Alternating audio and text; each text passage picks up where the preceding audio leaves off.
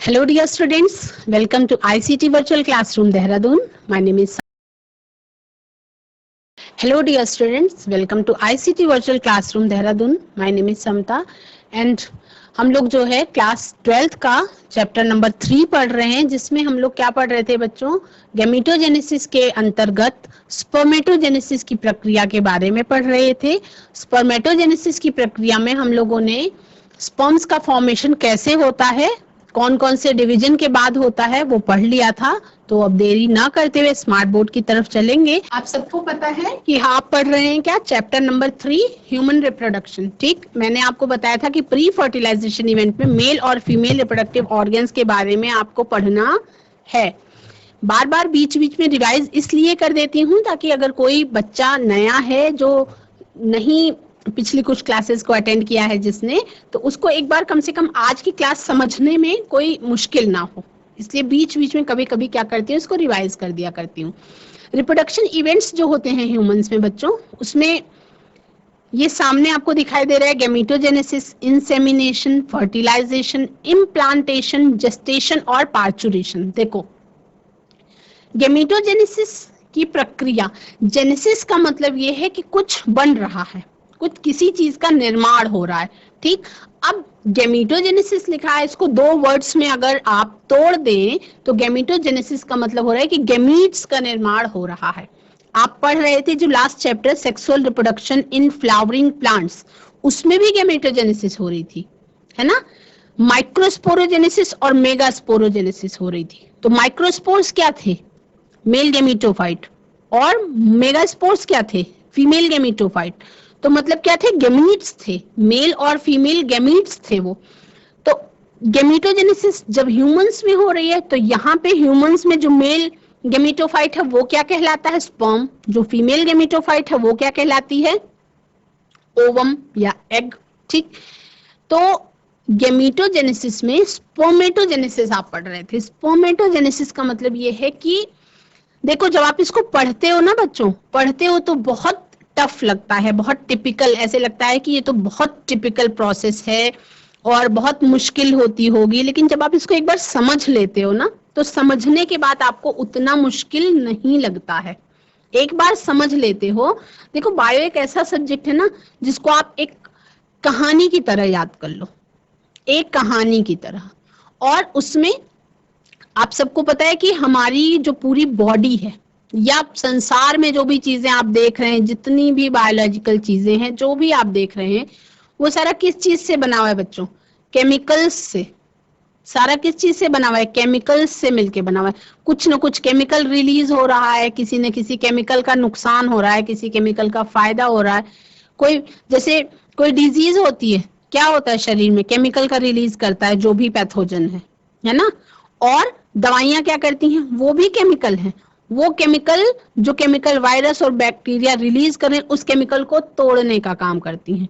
तो मतलब केमिकल्स ही केमिकल्स को, या कह सकते हैं कि न्यूट्रलाइज करने का काम करते हैं, या जिसको कहते हैं ना, लोहा ही लोहे को काटता है, तो केमिकल ही केमिकल के गलत प्रभाव को खत्म करता है।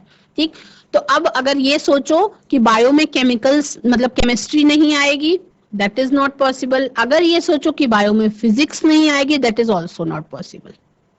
ठीक है, जो नीट की तैयारी कर रहे हैं बच्चों, वो बात अलग है कि 50% मार्क्स आपको बायो से मिलते हैं नीट में, लेकिन आपको फिजिक्स और केमिस्ट्री साथ साथ मतलब प्रैक्टिस करते चलो। केमिस्ट्री थोड़ा ज्यादा आएगी, फिजिक्स थोड़ा कम आएगी, लेकिन आएगी। यही नहीं, आप एमबीबीएस में एडमिशन लेने के बाद भी आती रहेगी। तो हार्मोन्स वगैरह का जो केमिकल स्ट्रक्चर है, ये सब जब आप पढ़ते हो तो मतलब वो केमिस्ट्री हो गई ना। तो क्या करो, उसको एग्जाम्पल्स को लर्न कर लो, अच्छी तरह से पढ़ लो, जो भी कॉन्सेप्ट है उसको समझ लो, आपको इजी हो जाएगा। गैमीटोजेनेसिस आप सभी ने पढ़ लिया है। मेल रिप्रोडक्टिव सिस्टम में गैमीटोजेनेसिस कैसे होती है, पेयर ऑफ टेस्टिस होता है, एक्सेसरी ग्लैंड्स होती हैं, डक्ट्स और एक्सटर्नल जेनिटलिया। देखने में बड़ा कठिन लग रहा है, अब मैं इसको आपको एक कहानी की तरह बता देती हूँ। ठीक, टेस्टिस होता है, स्क्रोटम में बंद होता है। ठीक, टेस्टिस के अंदर ट्यूब्यूल्स होती हैं, सेमिनिफेरस ट्यूब्यूल्स कहते हैं जिनको, है ना। अब उसमें क्या होता है, कैविटीज होती हैं, कैविटीज के अंदर एक कैविटी में एक से मिनिमम एक सेमिनिफेरस ट्यूब्यूल होगी, मैक्सिमम क्या होंगी 3 हो सकती हैं। उन ट्यूब्यूल्स के अंदर क्या होता है, जर्म सेल्स होती हैं, ठीक। उन जर्म सेल्स से ही स्पर्म को बनना होता है, ठीक। उनको न्यूट्रिशन देने के लिए सर्टोली सेल्स होती हैं, ठीक, सर्टोली सेल्स होती हैं। अब उसमें स्टेप बाय स्टेप क्या होता है, ग्रोथ होती है धीरे धीरे। जर्म सेल्स में स्टेप बाय स्टेप क्या होती है, ग्रोथ होती है, प्राइमरी से सेकेंडरी, सेकेंडरी से टर्शियरी, है ना। उसी जर्म सेल में बनेगा स्पर्म।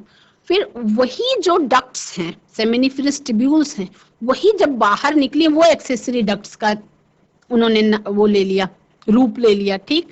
अब धीरे धीरे अलग अलग जगह पे डक्ट चलती गई और अलग अलग जगह पे उसका अलग अलग नाम रख दिया बस। तो क्या करना है, you have to learn these names, आपको वो उस भाग का नाम याद करना है। जैसे हमारा शरीर, पूरा शरीर सेल्स से बना हुआ है, तो क्या पूरे शरीर को सेल्स तो नहीं बोलेंगे ना, हाथ को हाथ बोलेंगे, पैर को पैर बोलेंगे, आंख को आंख बोलेंगे, लिवर को लिवर बोलेंगे। तो मतलब अलग अलग शरीर के जो अंग हैं उनका अलग अलग नाम है। उसी तरह से अंगों के भी जो छोटे छोटे अंग हैं उनके भी अलग अलग नाम है, तो नाम तो याद करने पड़ेंगे, है ना। उसके बाद क्या होता है, आपका मेल स्पर्म सेल होता है उसमें, और न्यूट्रिशन देने के लिए सर्टोली सेल्स होती हैं। स्पर्मेटोगोनिया को न्यूट्रिशन देती हैं सर्टोली सेल्स, ठीक। अब चूंकि सेक्सुअल रिप्रोडक्शन की बात हो रही, तब कुछ हार्मोन्स का काम होगा, ठीक। प्यूबर्टी के टाइम पे वो हार्मोन सिक्रीशन ज्यादा हो जाता है, ठीक। जब किशोरावस्था के बाद, जब प्रजनन प्रावस्था स्टार्ट होती है, रिप्रोडक्शन फेज स्टार्ट होती है, उस एज में इन हार्मोन्स का सिक्रीशन क्या होता है, बढ़ जाता है, ठीक। बहुत सारे चेंजेस होते हैं बॉडी में और हार्मोन्स का सिक्रीशन क्या होता है, बढ़ जाता है। जो हार्मोन्स का सिक्रीशन करती हैं वो कौन सी सेल्स करती हैं बच्चों, वो करती हैं लीडिग सेल्स। लीडिग सेल्स नाम है, लीडिग साइंटिस्ट का नाम था, ठीक। उसी के नाम पे इन सेल्स को, उसने इस सेल्स की खोज की थी, इसलिए इनको लीडिग सेल्स कहा गया, ठीक। लेकिन इंटरस्टिशियल स्पेस में पाई जाती हैं, इसलिए इनका नाम क्या है, इंटरस्टिशियल सेल्स भी है, ठीक। अब ये क्या करती हैं, मेल हार्मोन्स को सिक्रीट करती हैं, टेस्टोस्टेरोन, जिसको आप एंड्रोजन कहते हैं। स्पेसिफिक उस हार्मोन का नाम है एंड्रोजन हार्मोन, ठीक। अब एक्सेसरी डक्ट्स आ गई, सेम एक ही नलिका चल रही है ना। अंदर जब वो जालवत संरचना है तब वो रीट टेस्टिस कहलाती है, थोड़ा ऊपर बढ़ती वही वासा इफ्रेंशिया कहलाती है, ठीक।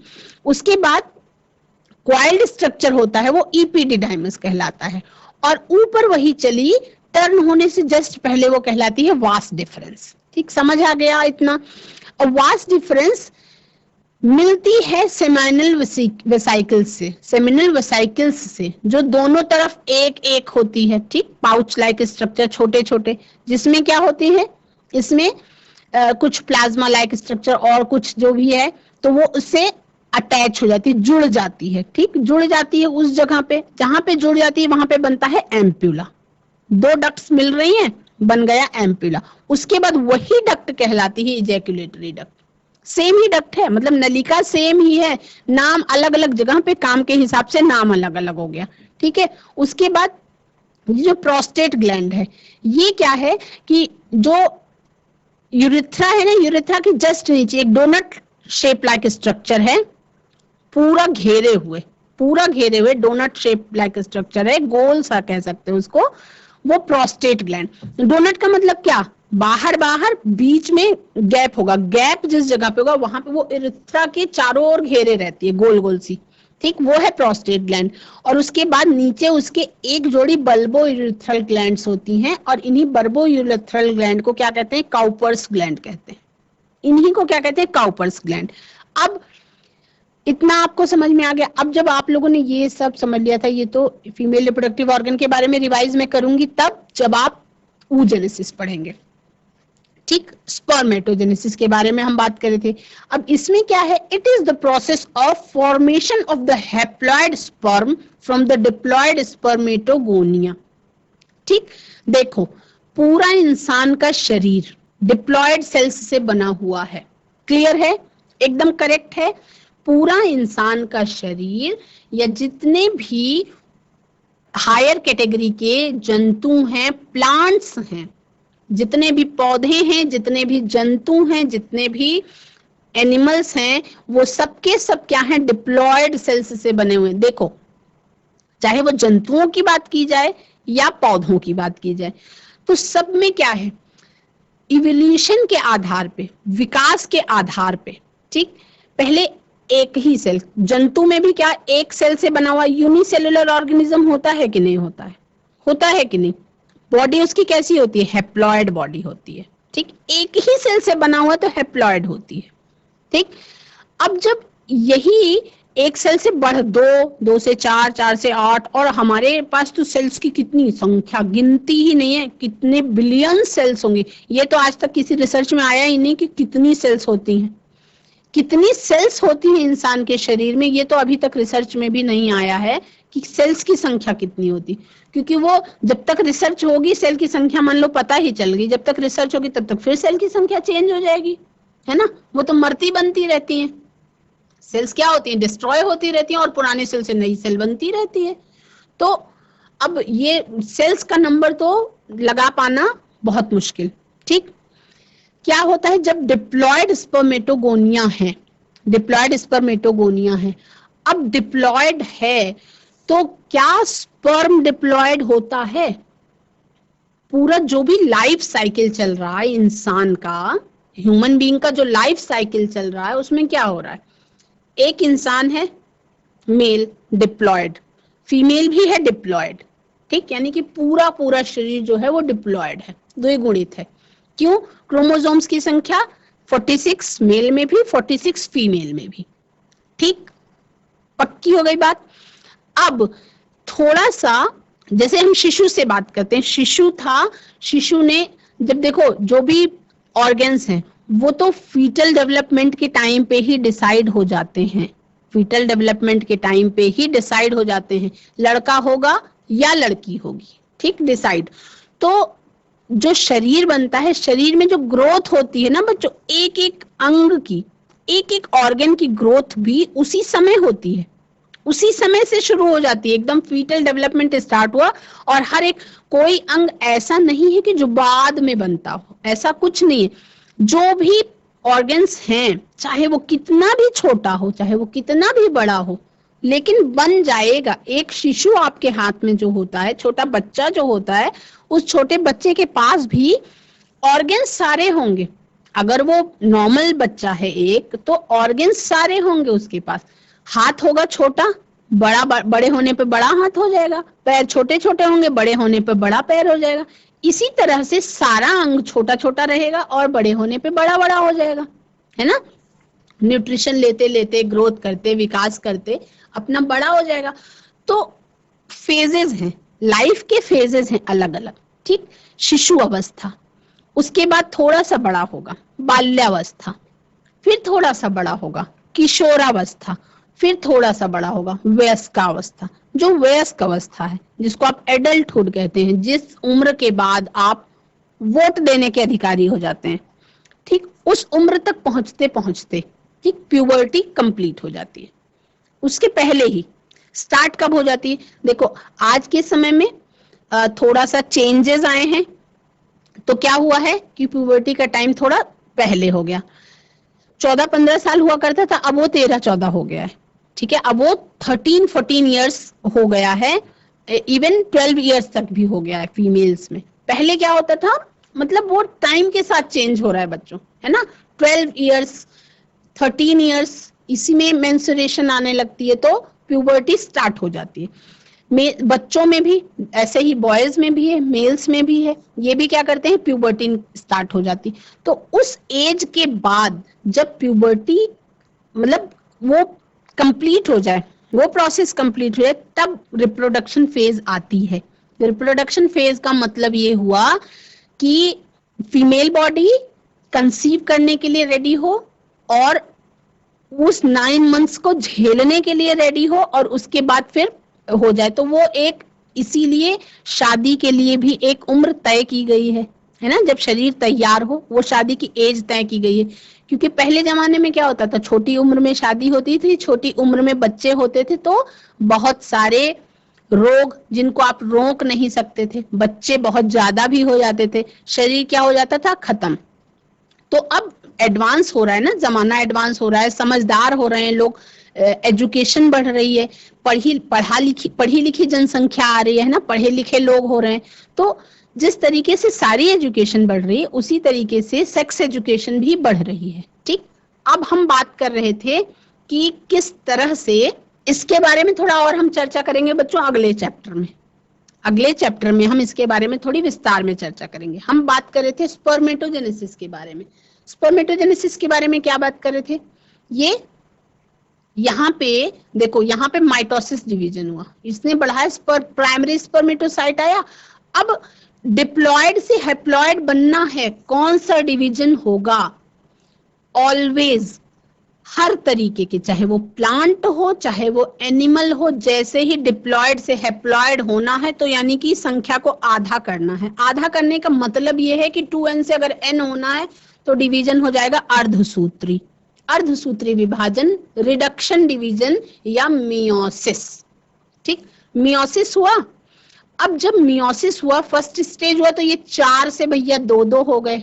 ठीक, अब फिर सेकेंड स्टेज हुआ मियोसिस का, तो यहाँ पे 1-1 बचे, लेकिन एक स्ट्रैंड रेड वाला आ गया, एक स्ट्रैंड ब्लू वाला आ गया, और ये दोनों मिला करके फिर हेलिकल शेप बनाएंगे, क्या, डीएनए बन जाएगा, डीएनए बन जाएगा। अब जो स्पर्म तैयार हुआ, यहां तक तो ये स्पर्मेटिड्स हैं बच्चों, यहां तक है ये स्पर्मेटिड्स। अब इसको न्यूट्रिशन चाहिए, ये स्पर्म सेल में कन्वर्ट होना है, डिफरेंशिएशन होगा, विभेदन होगा, स्पर्मेटिड्स और मैच्योर स्पर्म सेल में डिफरेंशिएशन होगा, विभेदन होगा। तब जब ये स्पर्म सेल रेडी होगी, ये स्पर्म सेल, हर एक स्पर्म कैसा होगा, haploid.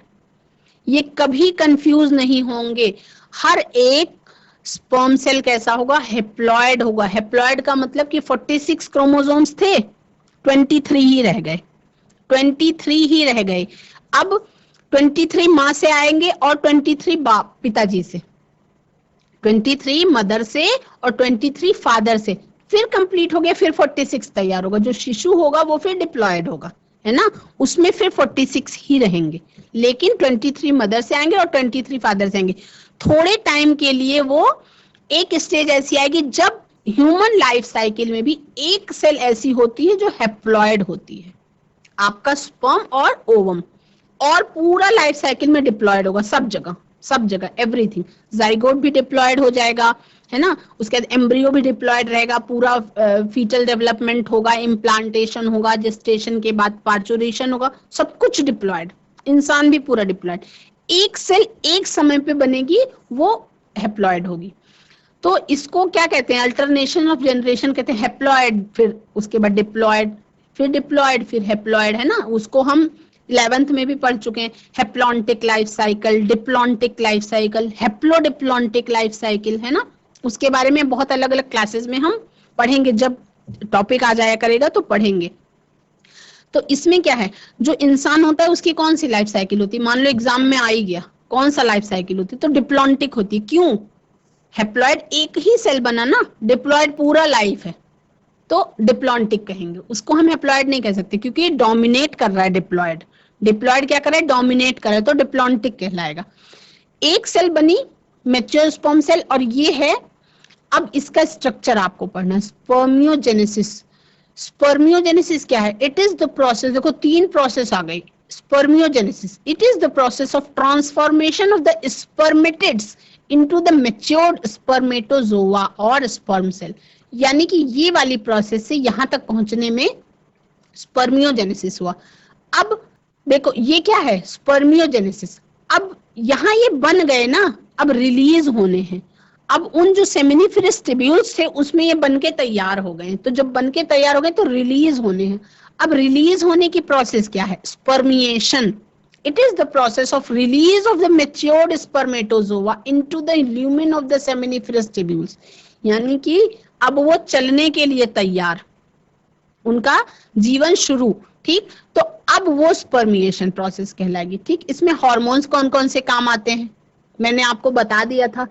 GnRH gonadotropin releasing hormones होते हैं, ठीक, ये क्या करते हैं, एंटीरियर पिट्यूटरी को स्टिमुलेट करते हैं। उसके बाद दो हार्मोन्स और, LH और FSH। LH को आप ऐसे लर्न कर लो भैया, neutralising hormone LH, follicle stimulating hormone FSH। ठीक, जो LH है वो लीडिंग सेल्स पे काम करेगी, L फॉर ल्यूटिनाइजिंग हार्मोन और L फॉर लीडिंग, तो LL कॉमन है, ये भैया काम करेगी लीडिंग सेल्स पे। लीडिंग सेल्स में एंड्रोजन का सिक्रीशन होगा। और फॉलिकल स्टिमुलेटिंग हार्मोन है यानी कि FSH है, तो S और S कॉमन है, ये सर्टोली सेल्स पे काम करेगी। ठीक, कुछ तो याद करने की ट्रिक बनाओगे, आपको हो सकता है कुछ दूसरी अलग से अच्छी ट्रिक समझ में आ जाए। मैंने ऐसे ही लर्न कर लिया था कि LH ल्यूटिनाइजिंग हार्मोन और वो लीडिंग सेल्स पे काम करेगी, LL कॉमन था, और FSH का SS कॉमन था, जो FSH थी वो सर्टोली सेल्स पे काम कर रही थी। सिक्रेशन हुआ, ठीक, और उसके बाद स्पर्मेटोजेनेसिस और स्पर्मियोजेनेसिस की प्रोसेस हो गई। अब स्पर्म के स्ट्रक्चर के बारे में आपको पढ़ना है। ठीक, हेड होता है, मिडिल पीस होता है और टेल होता है, यानी कि 3 भागों से मिलकर के बना हुआ होता है। ठीक, इसके बारे में पढ़ लें, बनाना पड़ेगा इसका स्ट्रक्चर, तो डायग्राम बनाना पड़ेगा मुझे। तो एक काम करते हैं, सेशन हो गया खत्म बच्चों, अगले सेशन में इसका पूरा का पूरा स्ट्रक्चर जान लेंगे, है ना, कि मिडिल पीस में क्या होता है, टेल में और हेड में, और इसको पढ़ाना जरूरी क्यों है। बच्चों आज का सेशन समय की कमी के कारण हमें यहीं खत्म करना पड़ेगा। तो हमने क्या, कहाँ तक, स्पर्मेटोजेनेसिस में हम लोगों ने स्पर्म बन गया वहां की तक समझ लिया है। अगले सेशन में हम क्या करेंगे, स्पर्म का स्ट्रक्चर समझ लेंगे, जो 3 भागों में बटा हुआ होता है, हेड, टेल और मिडिल पीस। इसके बारे में समझना जरूरी क्यों है, ये जब आप समझेंगे तो आपको पता चल जाएगा। That's all for today, have a nice day, take care, bye bye.